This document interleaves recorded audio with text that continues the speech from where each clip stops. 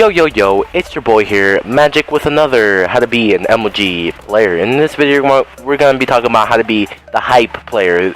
Be the hype player, and that's a really important topic to talk about, especially in the pro scene, in the semi-pro scene, and even on top AMs. You know, you gotta have like that player who hypes you up. You know, you gotta have hype going into matches. You gotta have hype to win matches. You know, I believe that 60% of winning matches is just from being hyped, from being excited, from being determined to win the match. For example, if you see the thumbnail is Clayster, and the reason I put Clayster on my thumbnail for this particular video is because he is the biggest hype machine that I've ever seen. If you guys haven't seen, if you guys didn't watch competitive Back in Ghost, Clayster was one of the biggest, I don't know, people that get hyped ever. I think that's why Optic had so many victories and so much success on Ghost. It's because Clayster's hype. You know, I believe, like I said before, there's a more percentage amount of winning a match is through hype than actual skill. You know, it might sound crazy, but think about it.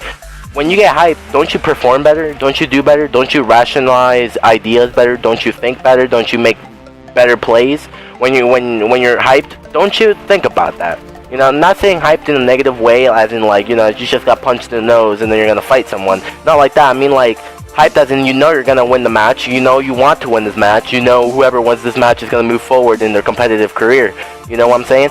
So that's what I mean when you're playing hype. You gotta play hype. You can't go in the game being bored, being half asleep, being undetermined, not ready for it, you know, and expect to do great, to be the best in the game, to win the match, to pull off the victory. You cannot be thinking about that, you know. You have to have hype. And you know, if you don't see our MLG listenings, if you guys want to check them out, they're on the ASK channel. Links in the description.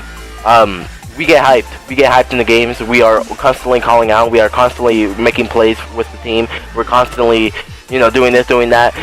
And the number one thing that always shows up is hype. You know, we're always hyped going in the match. It doesn't matter what the record of the team is. The team can be 4-25. If you know, all I care, it could be 4-25. We'll still be hyped. You know, knowing that we still need to win this match. You know.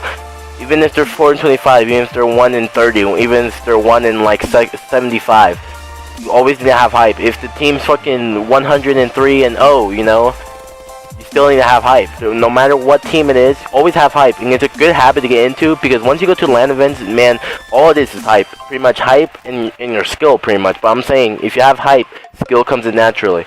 But yeah, people are asking me, well, don't people who get overhyped get disappointed a lot, blah blah blah, this and that. And that is true at a certain extent. What I do when I'm getting hyped and stuff like that, or when I'm hyping the team or someone's hyping the team, I don't really expect much from my teammates. It might sound brutal, might sound cold-hearted, it might sound selfish, but I honestly don't expect much from my teammates. I really don't have high standards for them, because if they were to shit the bed that game, if they were to make some stupid plays, I won't get disappointed as much as if I would have had high standards for them, you know. And that's a really positive way of thinking and how to play with your teammates, especially when you're at a competitive level. You can't really put them on a high standard. And, like, either you, like, I don't put myself at really high standards either. Like, I know this game sometimes online is bullshit, and I don't really have high standards for myself on Call of Duty, you know. And that might be bad.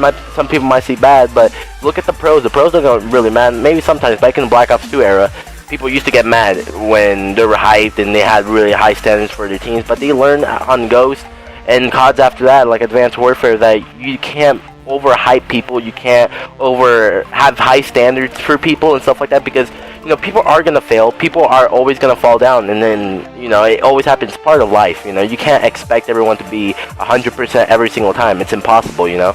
And I don't like having the feeling of knowing that my teammate's the one that cost me the match. I had so much high standards. I talked so great of him, and he shit the bed. You know, everybody fails, and everybody, you know, has their worst moments. I'm not saying my teammates are crap. My teammates are by far the best teammates I've ever had as a squad. Like, the teammates I have right now is the best lineup ASK has ever seen before. Maybe later I can have a better lineup. Maybe later I change things up and things. But by far right now, to tell you the truth, it is by far the greatest lineup of teammates I've ever had on any competitive team I've ever played on. And that comes a lot coming from me. knowing that I don't really expect much from my own teammates. I don't really expect much from people I play with. But me saying that really shows something, you know. I really have high standards for my teammates, to be honest. But before I didn't, because I always get disappointed. But once you start playing with somebody so much for as long as I've been playing with my teammates for, like almost like 4 months, 5 months already, you really start getting high standards. I started getting high standards for my teammates, and my teammates are high caliber, you know, teammates, and your teammates might be high caliber too, and you might have higher standards. But then again, you have to think about it. Don't have too much high of standards on your own teammates, because they will disappoint you eventually. One time or another, they're gonna eventually disappoint you. And I hate saying this, and I hate sounding brutal. I hate having these videos where I'm just sounding like I'm bagging on people, but it is the truth, and you guys need to accept the truth that you cannot have high standards for your own teammates. You know, you can't say, and this doesn't mean that you need to call them suckish. I mean, they suck ass, you know. That's completely the wrong thing I'm saying. It's not saying that they're ass and stuff like that. You just need to know that if your teammate one day shits the bed, you know, don't have high standards, even though he might be the best player in the world. Look at Optic Gaming, Crimsix and Scumpy. Think about it. Do you guys think they have high standards for each other? Probably not. They both know they're both the best players in the game. But do they get mad when they shit the bed? No, because they know they are the best players in the game. There's always a day where somebody shits the bed. There's always a day where it's not your day, you know? There's always a day when your shot's not hitting, or your aim's off, or your aim's nervous or shaking, right? Everyone has an off day, and I find it kind of ludicrous when people have so high standards for teammates. It's just formed, and they always get, you know, results that they didn't want to get in the first place. But guys, like I said before, you guys need to have a hyped person on your team. It could be one person, it could be two people, but I'm just saying hyped and having that positive vibe around you guys is an important role in the competitive esports competitive esport world, especially when you're undergoing stress in these games, matches and stuff. Sometimes you're playing for money, sometimes you're playing in a tournament, and sometimes you are playing for, you know, stuff on the line. So having somebody who's hyping you guys up, keeping you positive is a perfect way to have a good team, and have a team that's always gonna stay together and not fight in the future. You know, that, you know, I think we have everybody on our team pretty much hypes each other, and that's the thing I like about our team. You know, we all hype each other, and that's really good. We all give each other compliments. We all call out what we did wrong in each play we did, you know, and it's a great way to know that our teammates are truthful to each other, and we're not bullshitting each other and saying, oh, well, this and that, you know. But like I said before, have a hype person on your team. Be the team that you want to be. Have the dream team. But if you want to have the dream team, you gotta have a hype person. It could be yourself, it could be a friend, it could be a teammate, but that person needs to be pretty much the positive vibe of your team. And like I said before, Optic Gaming won that many championships at COD Champs. Like, I think COD Champs, they won 3rd place. They wouldn't have won championships at all, like at UMG or MLG events, without Clayster, without him being hyped, you know. I understand, you know, you gotta, oh, what about now? What about Advanced Warfare? There's no hype person. Well, there kind of is. You know, I haven't seen Scumpy. Scumpy's really a hype person when he's in the game.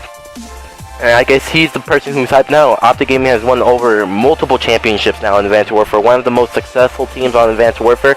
Even though I don't see Advanced Warfare as a Call of Duty from the other Call of Duty, because it's so different with the jetpacks, I really see Optic Gaming being successful because of their skill and because of the hype Scumpy brings to the table now, as, you know, Clayster left like a year ago almost.